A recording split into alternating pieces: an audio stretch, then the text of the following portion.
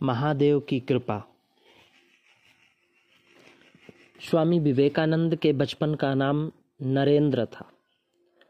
वो मेधावी छात्र थे। उनको पंडित शिवराम संस्कृत पढ़ाया करते थे। गरीबी के कारण उनका सारा परिवार 3 दिनों से भूखा और भूख से व्याकुल था।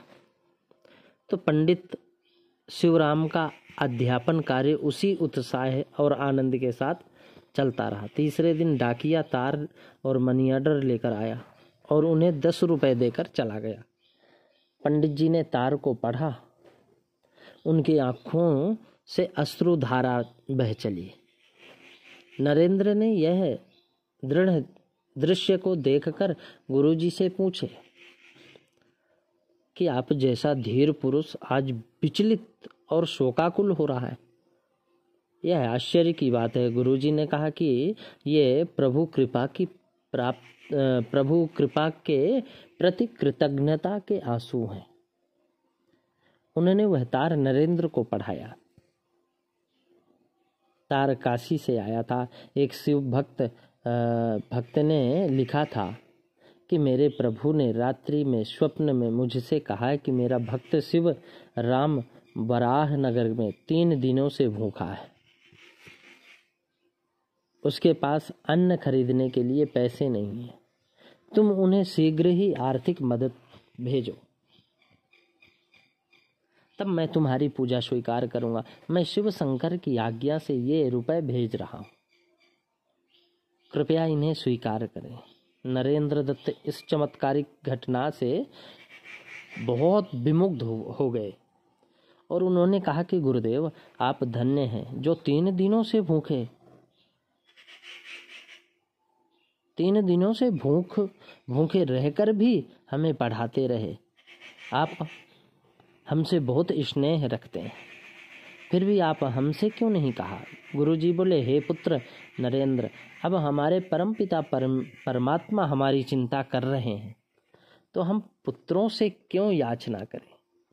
गुरु का तर्क सुनकर नरेंद्र स्वामी विवेकानंद ने उनके चरणों में श्रद्धा से प्रणाम किया।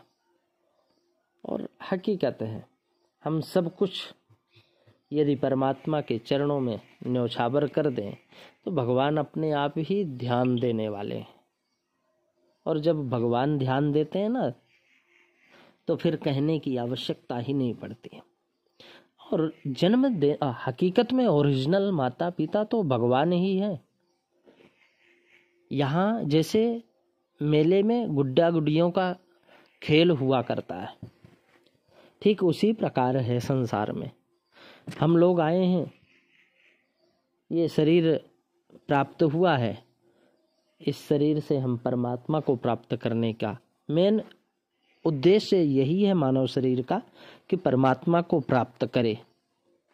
लेकिन माया में इतने पागल हो जाते हैं, इतने घुस जाते हैं, माया के पीछे पड़ जाते हैं कि हम भूल जाते हैं कि हमारा कर्म क्या है। लेकिन बाद में पछताना पड़ता है। फिर बाद में विचार आता है। एक बहुत अच्छा एक संत गोलोकवासी श्री स्वामी राजेश्वरानंद जी महाराज कहा करते थे, बहुत अच्छी बात बोलते थे कि साथी है मित्र गंग के जलबिंदु पान तक, अर्धांगिनी चलेगी केवल मकान तक, परिवार के सब लोग चलेंगे श्मशान तक, बेटा भी हक निभाएगा तो अग्निदान तक, इससे तो आगे भजन ही है साथी, और हरि के भजन बिन अधूरा रहेगा। हरि के भजन बिन अधूरा रहेगा। कोई किसी का नहीं होता, सब कुछ यहीं रह जाता है।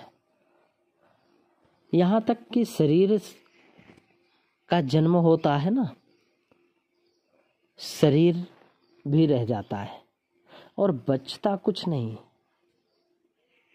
शिवा कर्म के साथ जाता है, कर्म साथ जाता है।